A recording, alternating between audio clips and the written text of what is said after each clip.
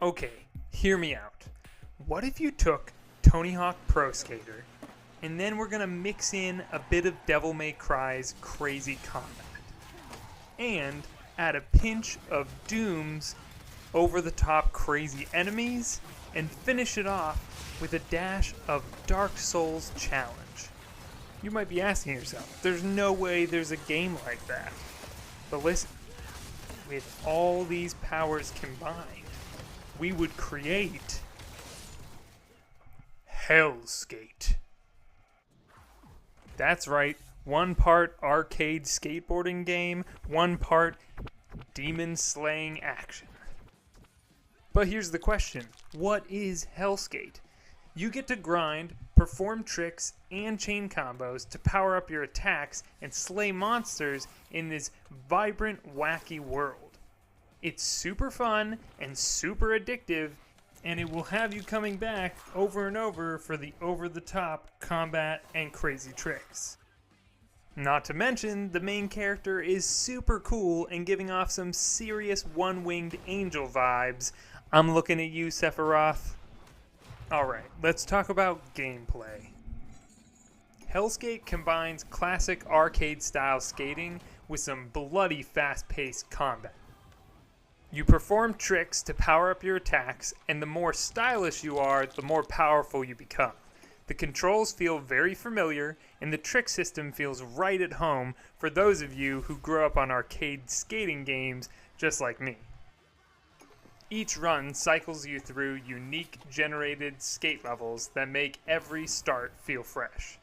You'll be grinding rails, wall riding, and manualing your way through the hellish landscape and fighting your way to the top. Since this is also a roguelike, you're gonna die. A lot. But that's okay, because it just gives you another chance to upgrade your abilities and come back even stronger for the next run. As you're exploring the environment, you'll find your typical quests like collecting the skate letters or destroying all the cardboard boxes in the area, but you'll also stumble upon NPCs that will give you quests that will either challenge you to a race or make you do certain types of tricks in a certain amount of time. One of the standout features in this game for me is the weapons, gears, and upgrades. After each run, you'll go back to the hub. This hub has 3 different main characters that you start with that you can get story quests from and get more backstory, but they will also provide you with some upgrades and items. One of them sells you new skateboards, and each skateboard has a new weapon attached to it. So whether you want to swing around your katana, or slam down a giant powerful hammer, or even just shred up some enemies with your ninja stars, there's something for everybody. I really enjoy the permanent upgrades in this game too. This character has a really unique ability where you can spend gems to give permanent tattoos to your character that stay on your body but actually give you benefits in each run, whether it's extra health or bringing you back to life after the first time you die during a run. It's a really cool concept, and I love when you can see the upgrades in-game on your character. Let me take a second to talk about graphics on the Steam Deck that I'm playing this on, and then we'll get back to the crazy combat and over-the-top tricks. The footage you're seeing was recorded on my Steam Deck, and it runs pretty well, but I did have to mess with the settings a bit to get my preferences and my frame rate right. If you prefer higher frame rate, like 40 to 60 frames per second, you can lower your graphics down, but if you want to pump up the graphics a bit and lock in at 30 frames per second, I think this game looks great and handles well. The game feels really good in handheld mode, and it's a great fit for gaming on the go. Another really cool aspect of this game is power-ups and abilities.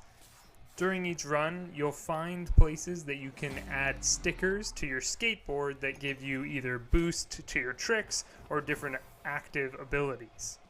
And then at the end of each level, after you've defeated the boss, you can pick an upgrade that corresponds with a piece of clothing, whether you're upgrading your pants, shoes, hat, or shirt. And the coolest part is your character actually keeps that clothing throughout that run so that you look unique, but also have unique abilities each time you run through. There's so much cool customization, and no matter how you want your playstyle with combat or tricks to work, you can figure it out and have your own flavor. As you can already tell, this game is dripping with personality. So let's talk about visuals and sound. Helskate has a unique art style that blends dark gothic environments with vibrant neon colors, which I'm kind of a sucker for. The soundtrack is a mix of pop rock and metal, which is perfectly complemented on the intense action gameplay. Somehow listening to your skateboard carving up the concrete and then immediately switching to slicing through enemies is so unique and interesting in the soundscape. Or the fact that you can be rolling through a skate park that looks normal and has graffiti, but then be sucked into a vortex where there's goo and lava and enemies all around you. It's a really unique experience. Overall, Helskate has a lot to offer.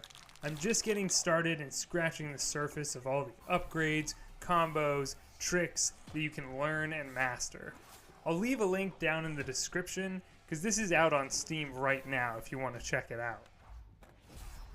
Every time I think I've seen everything that this game has to offer, a new boss shows up and I have to take him down in a unique way, or a new skate rink shows up and there's new things to explore and new things to collect. I'm loving this game. I really hope you guys enjoy it too. Thanks again for joining me today as we checked out this one-of-a-kind combat skater. Have you played Helskate yet? If so, leave a comment down below letting me know what you think and what games it reminded you of. Don't forget to like and subscribe if you want to see more videos like this. Thank you once again for checking out this video.